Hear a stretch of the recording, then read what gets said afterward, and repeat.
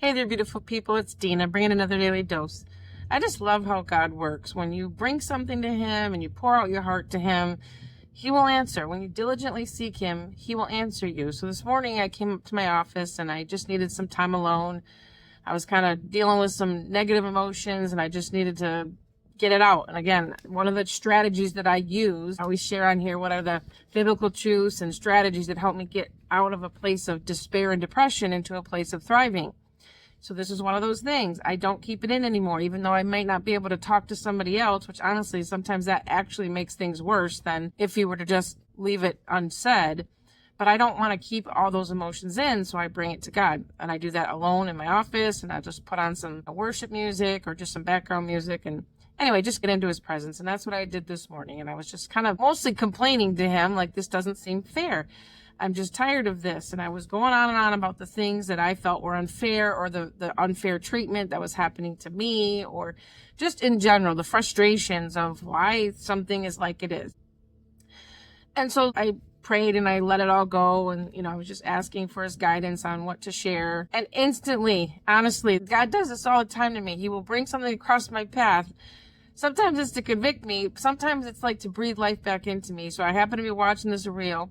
And this gentleman was talking about a situation where I think he was at a restaurant and the waiter, waitress, whatever, gave him a really bad attitude. And he was upset about it, but then he instantly chose to give this person a big tip when they didn't deserve the big tip. And so the person said something to him like, "Why did you do that?" I'm actually going to read to you what he said because I don't know if I could get it exactly right. He said, "I don't match that energy. I set the standard. I'm going to have a great day." And he said, "People may not deserve your forgiveness or a good attitude, but God hasn't called me to match mediocre for mediocre. God's called me to be generous." And it just hit me so hard in my heart. So it's not about being right. It's about carrying a heart that says, do you know what kind of person I am? I won the eternal jackpot. I got something that I did not deserve. And because I got something that I did not deserve, well, it makes me want to give people what they don't deserve.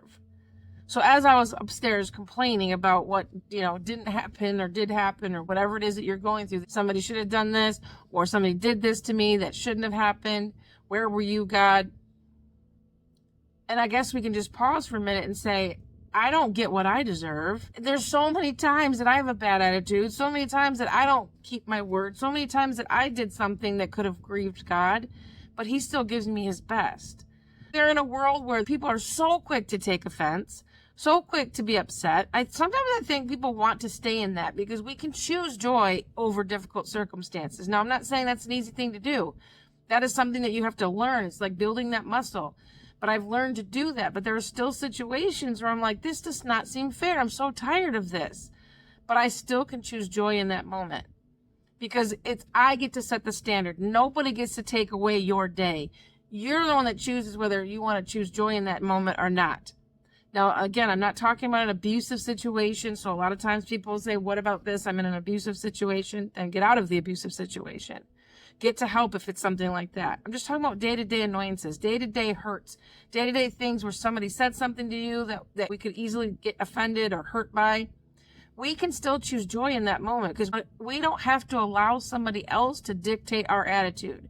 We don't have to allow somebody else to take our joy. That is 100% a choice. We can absolutely still rise above something, even if somebody's being a jerk, even if you're in a situation and a waiter or waitress snapped at you or whatever the situation is. Honestly, we all have those and that we can use as an example. You still can rise above that, even if it's a family member, it's a spouse, whatever. You don't have to match their energy. You set the standard. Remember, I've shared this before. We are the thermostats, not the thermometer. A thermometer just measures the temperature in the room. A thermostat sets the temperature in the room. I want to be a thermostat. I want to be the one that chooses to set the atmosphere and chooses to set the temperature in the room. And I want that to be what matches God's energy, what matches Jesus's energy. So I want that to be love and joy and peace, patience, kindness, goodness, faithfulness, and self-control. Those are the fruits of the Spirit. Those are the things that I want to operate in, not in resentment and anger and frustration and offense and disappointment, all those things. Those are the frequencies of the enemy. Those are the language of the enemy. And so when those things are coming at me, I get to choose whether I want to be joyful in that situation and rise above that, or I want to give back the same mediocre, negative attitude. And so how do you get above something like that? You choose to go above it. I mean, it's simple as that. You just choose to say, I'm not going to let this person dictate my character. I am not going to let this situation determine my joy for the day. And so sometimes it seems like that's a lot harder to do, but the more you do it, the easier it does get. The more you recognize. So this morning I recognized I was operating in my flesh. I was choosing to be angry. I was choosing to be frustrated. And because I took it to God, I laid it at his feet, he actually gave me the answer. He gave me the answer, and now I'm hoping that this helps somebody else today that might be struggling with that irritant, that frustration, that feeling of this isn't fair, okay? But I want to leave you with a couple scriptures. Ephesians 4:2, and these are both in the Amplified Version. It says, with all humility, forsaking self-righteousness and gentleness, maintaining self-control, with patience, bearing with one another in unselfish love. And then Micah 6:8. He has told you, O man, what is good. And what does the Lord require of you, except to be just and to love and to diligently practice kindness and compassion and walk humbly with your God, setting aside any overblown sense of importance or self-righteousness. Honestly, it really is self-righteousness and self-importance if I think that somehow somebody's supposed to do something to me so that I'm happy. People are going to do what they're going to do. And you get to choose your response to that. You get to choose whether you want to be angry with them, whether you want to judge them, whether you want to be in unforgiveness. And all that does is, it's the same thing as drinking poison and expecting somebody else to die. When we're holding on to unforgiveness, we're holding on to that stuff that, is going to hurt us. We don't need to do that. You just need to let it go. As hard as that might be, and as wrong as they might be, as unfair as it might be, this isn't about fair. This is about me choosing joy. This is about me setting the standard. This is about me not letting somebody else have the best of me. And that's how I'm able to walk through a situation that's difficult and still maintain good character and still maintain my integrity and still maintain joy amidst the difficult circumstances. That's really what it means to thrive in the midst of difficult circumstances. That doesn't mean your circumstances are thriving. That means you are thriving. You're thriving through that because you're choosing who you want to be. And nobody gets to choose who I want to be. I get to choose every single day how I want to show up.